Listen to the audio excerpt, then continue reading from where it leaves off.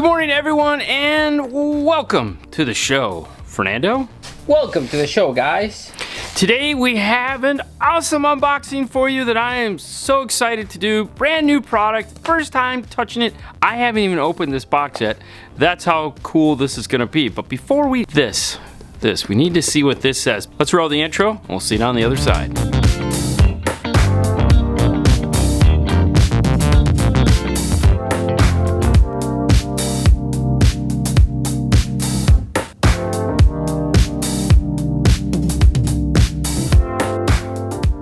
Sound and silence are two of the top 5 most critical elements in today's music. The other 3? Those all depend on which sound engineer you talk to. This is so true, it almost hurts. One of the joys of being able to talk to as many people as we do is, there's so many opinions out there and it's weaving between who's right, who's wrong. It's always nice when two totally opposite engineers come up with the same story. It makes me happy. But today we're not here to talk about that. This is just on the back of the product that we're going to unbox today. And that is the new Arc Audio PS 6.8. This is their latest in DSP. This is new for them. By new, I mean a new concept. This is a lower priced DSP that some of you guys, the feature set that it has, you might be interested in doing this in your car. If you'd like to know how much it is, just do a Google search because we're not going to talk about that. In standard unboxing, let's take a look at the package itself and see what we can glean from the top of the box. This seems to be where everything's at. Let's jump into it. The first thing over here is the GUI and this logo. This is their DNA logo, compatible with the Arc Audio DNA user interface. So that is their full line DSP software that every single thing that you've ever seen us do, everything we've ever talked about, anything that Fred or Brian or Brad have talked about, this has its capabilities. So all the input-output routing, all of the DSP stuff is done on this unit through DNA software. And you can download it and play with it on your own. It is Windows compatible. Optional accessory, LR1 ready. You can use it as bass knob, you can use it as master volume, you can use it as fader. There's a bunch of different options you can use it for, and it's optional because hey, some amps already have bass knobs and you don't need it. iData ready. This is compatible with the iData AR. So anything that you can do with everyone else's iData compatible units, this has the iData port built into it. So you can directly plug this into anything that is iData compatible. Equipped with digital sound processor. This has a DSP. That's exactly what it is. It is an 8-channel output, is a 6-channel input, it is equipped with 2 digital inputs, both Toslink and coaxial. 8-channel advanced audiophile digital sound processor, obviously the name of the unit. Moving over to the side, same information, just in a nice line.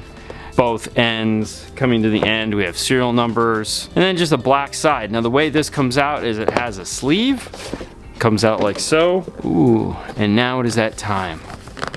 We get to pop the top. Oh, look at that beautiful piece of foam. Yeah, that's what I like. Nice foam to protect the unit all the way around. And it's thick too. It's like 3/8 of an inch. Underneath it, we have all the serial numbers. I don't know why they do it like this, but they do. So we'll set this to the side. We might need it. And then the unit itself, which we'll come back to. Digging underneath, we have the USB-C programmer. On the end of the unit, it does have a USB-C, and they give you this sexy cable that has a 90-degree on it and regular USB on the other end to plug into your laptop. No longer do we have to worry about up, down, right, left. It's USB-C, it plugs right in. Oh, this is so nice. Believe it or not, this is probably one of the coolest things about this DSP is being able to plug it in with this end. I'm very excited about this. And then down here in the bottom, we have our high level to low level adapters. In order to keep this unit small, they didn't put an external plug or anything like that. They just give you the raw RCAs with the tips on them. If you're gonna be doing this high level, you have 6 channels of high level, low level input. So you're just gonna take your speaker wire, solder it onto this, and plug it into the RCA. Pretty cool, very simple, very nice. As long as you know how to solder, you'll be all right.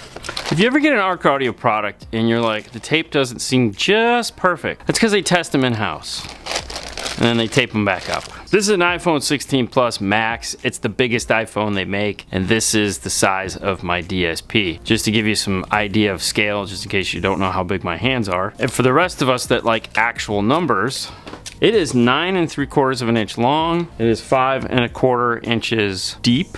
And then as far as off the ground, we're looking at 1 1/8. So right off the top, we have this nice brushed aluminum finish.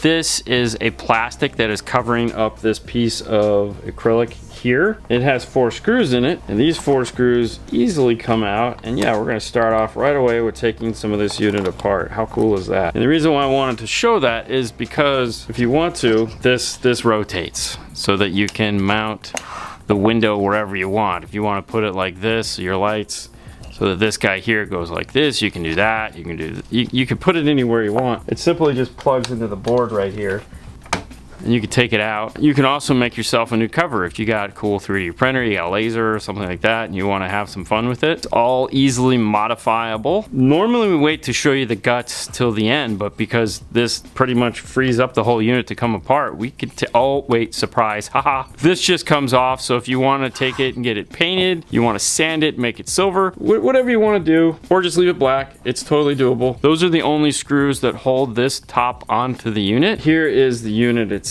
We have our analog inputs on the top, 1, 2, 3, 4, 5, 6. 1 starting on the right hand side, 6 is on the left hand side. Our outputs are left to right here on the top. Let's take a look at our input side. First thing we have is our auto sense off, meaning are we going to be running a remote turn on, or DC offset, meaning are we going to be going high level. So what you're going to do is take this RCA here, you're going to plug it in, and now you have the high level input for it. And we're going to use channels 1 and 2 inputs to sense the DC offset coming over our inputs to turn this processor on. Next are our 6 inputs, and these are 6 discrete inputs. And what I mean by 6 discrete inputs is that you have, these can be tweeter, this could be mid, this could be sub, this could be center, this could be sub, this could be front, this could be rear, any combination you want, because you're going to set these up individually in the input setup menu so that you can then direct them over here to the output. That is all done in the DNA software. These are not combined channels, so you don't have to run this is front, this is rear, this is sub, or this is only going to be left. That means this has to be right, so this has to be tweeter, this has to be tweeter. It doesn't matter. You have 6 inputs. You can do anything you want with, so keep that in mind. Moving on down here, there's that USB-C input. Oh yeah, when you look at that charger,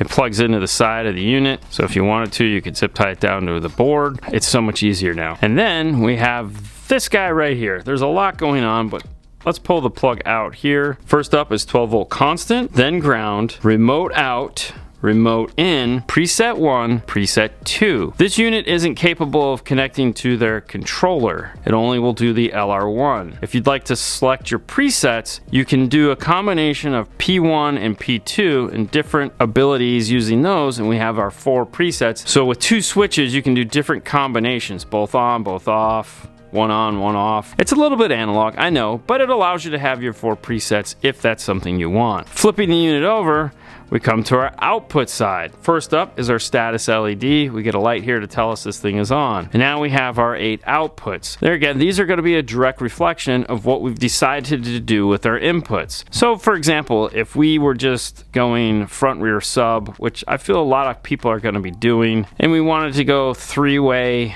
active front and then sub, and we wanted to do, let's say, a mono rear output, well, we could do that. So 1 and 2, 3 and 4, 5 and 6 are going to be tweeter, mid bass, subwoofer output, rear output. Or if we wanted to do tweeter, mid bass, rear, sub, center, you can select these to do any 8 things that you want in any configuration you want, because the software is that robust. Sliding down here is our optical input, also referred to as toslink, and I always like to say it with an extra S, and your SPDIF, so your digital over coax. And this little guy down here, the IDL, is your iData link input. This allows you to use that AR to have your factory radio control this. The idea behind this unit was to come out with something that was very compact, very easy to install, and affordable. They make a ton of amplifiers that don't have DSP, and they wanted something that could slide into that. With that being said, obviously we want to see what this looks like inside, because that's what we do.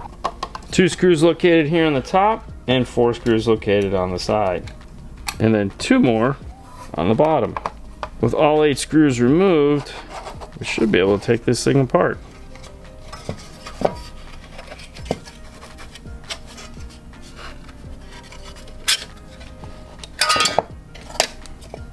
take a closer look at this. Now, unlike an amplifier, you know, this doesn't have a giant toroidal power supply taking up half of it. This is kind of cleaner, sexier, more laid back type of a circuit board. We have the Arc Audio logo here. They wanted to point out that yes, it is a white circuit board. They like to do that. I want to get a little closer because there is some fine writing here. Let me zoom this in. First things first is this one is a PS 6.8. It's a revision 3.2, and this one came to them back in November 27th of 2024. Engineering is Nikola Engineering.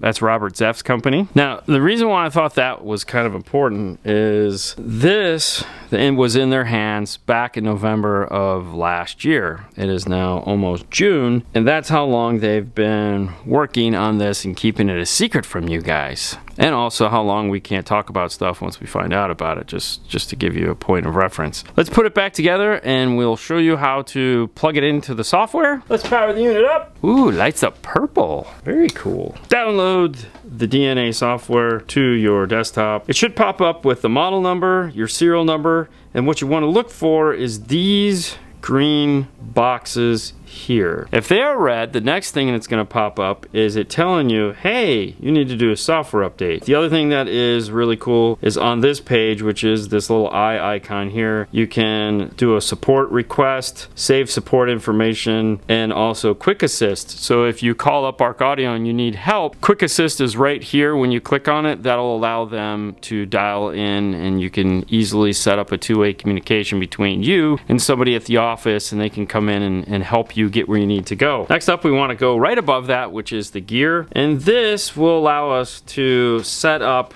what these inputs are going to be. So you have your input channels, you have your output channels. In this case, let's say we have a Honda Accord with a premium audio system. So input 1 is going to be driver tweeter, input 2 is going to be passenger tweeter, driver mid bass, passenger mid bass, and then input 5 is going to be center, and then input 6 is going to be subwoofer. I like to put anything that I'm not using as NA. I can change the colors if I want to. So if I would like my subwoofer to be red and I would like my center channel to be pink. There we go. Output channels. Now this is not the input output. These are just labeling the output channels. So output for channels 1 and 2 are going to be driver tweeter, pass tweeter, driver mid, passenger mid, be rear driver, be rear passenger. 7 will be center and 8 will be sub. And I can mirror those colors. So I can come back over here and make that pink. I can make this red. So I keep my colors flowing throughout the whole thing. So I can spend all the time I want playing with this. The next thing we want to do is come over here to tools, and we have mixer assistant, and we're going to click on that. They have quick inputs here and quick outputs here. For this, we're just going to turn them both off. We are going to set up our pieces so that they make the most sense. Center, subwoofer. And then I'm gonna come over here to my up mixer and I'm gonna add my drivers and passenger mid bass to in line for here, because that's gonna be for my rear. And then the other thing I need to do is I'm gonna turn these guys off, and I'm gonna put right here where it says super bass, I'm going to put my mid bass through that. All right, so now that I have this config done, I can come over here, and first thing is first, tweeters. So tweeters are gonna be drivers tweeters, because those are labeled on this side. So now we have our drivers tweeters. Come down here to super bass, and we'll turn on our drivers mid bass. Now, right now, it just says left and right for rear, which we know are these two. You need to tune the system with the up mixer off if you're planning on using it, and then you can come back and turn it on. My subwoofer, which is located right here, follow that across, turn on the subwoofer, and then the center is right here.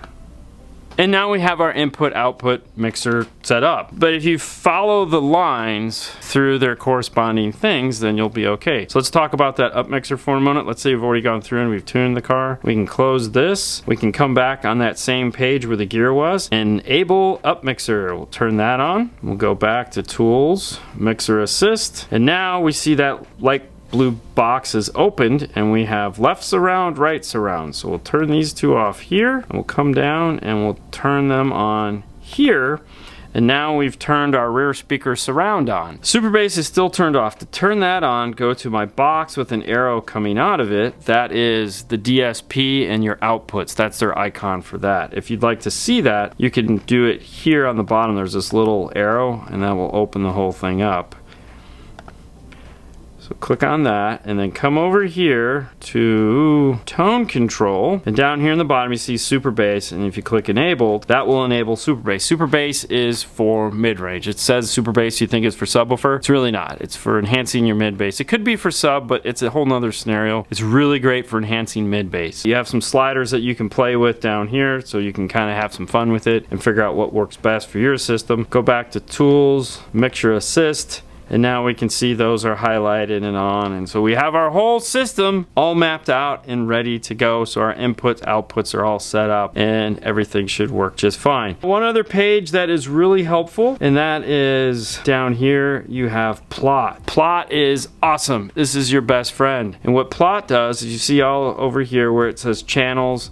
And if you turn them all on or turn them all off, you can then go through and figure out where everything is at. Here's your phase. You can choose what you want to see. So we haven't set up the crossover yet. Let's go back and we'll cancel plot, and let's do a quick crossover setup just so that we can see the plot in all its glory. First thing is tweeters. So we'll make this 30 to 100. Enter on the high pass. We will turn off the low pass. And linked channels mean that whatever I'm doing at the top channel, it'll do on the corresponding channel. Go to drivers. Low pass is going to be 30 to 100, and then the high pass is going to be 80. That way we can match our tweeter up. Rears, we need a high pass of 110. And then we have center, and we want to turn off the linking because we no longer want these two to be linked. So center is going to be a high pass. So turn off low pass, and let's just hope it'll play from like 350 up. And then our sub, we want to turn off the high pass, and we want to make sure the low pass is on, and we'll set this to 80 hertz. All right, so now we have all our crossover set up. And we go back to tools and we go to plot. We can see all those settings all through here, and the nice thing is we can check each one individually. So if like we have a problem in the end, like, oh, that doesn't sound right, we can click on, there's driver's tweeter, here's the passenger tweeter, driver's mid, passenger mid, driver's rear, passenger rear, our center channel, and our subwoofer. This is where those colors come into play. As you can see, like the subwoofer here is red, that center channel is pink. So setting up the colors can be quite helpful at times. As you do your EQ, that will also start to show up on here. If we go back into here and we pick equalizer, pick the driver's tweeter, slide all the way over. This is where our tweeters are. Now if we click advanced, advanced is going to make it a full parametric, as well as we can choose all kinds of fun stuff. So we have parametric, we have all pass 1, all pass 2, low shelf, high shelf, along with just standard equalization. And we've also added 6 extra bands for it. So if we wanted to do a high shelf, low shelf, or parametric or anything like that, we can play with it over here. You also have the arrow with pointing to the box. If we switch over to that, here is your input, and then here is your input EQ. You have the main EQ, and then you have input. So if you're doing high level and you need to get rid of all pass filters or de-equalization or delay or anything like that, that is all done in this page. This is the standard EQ. And then if you wanted to go one step further, if we go back to tone page is put in there for 2 reasons. One, you can use it as a 3-band EQ for very end, it's global. Or 2, if you're doing iData will take this over because this is your bass, mid, and treble from your factory radio. It's all controlled here. It's pretty cool. Going back to EQ, let's just make a couple adjustments right here just to see some stuff on. Now if we go back to tools, plot, we can see that EQ adjustment done right there, and that makes it easy to see, to make sure, hey, if at a glance you could see, did I do anything crazy? Like, did I pull something way down? It's a very sophisticated software, and it is awesome, and you can have a lot of fun with it. But for now, we have the new 6 to 8. Hopefully this will fill the void in your life that you're looking for, and with that, Fernando, on to the next one, guys. we hope you enjoyed this unboxing of the new Arc Audio PS 6.8. Small, cool, iData link compatible, and all the bells and whistles. DNA software. DSP. You guys have a great day as always, and we'll see you later next time. Bye. Bye.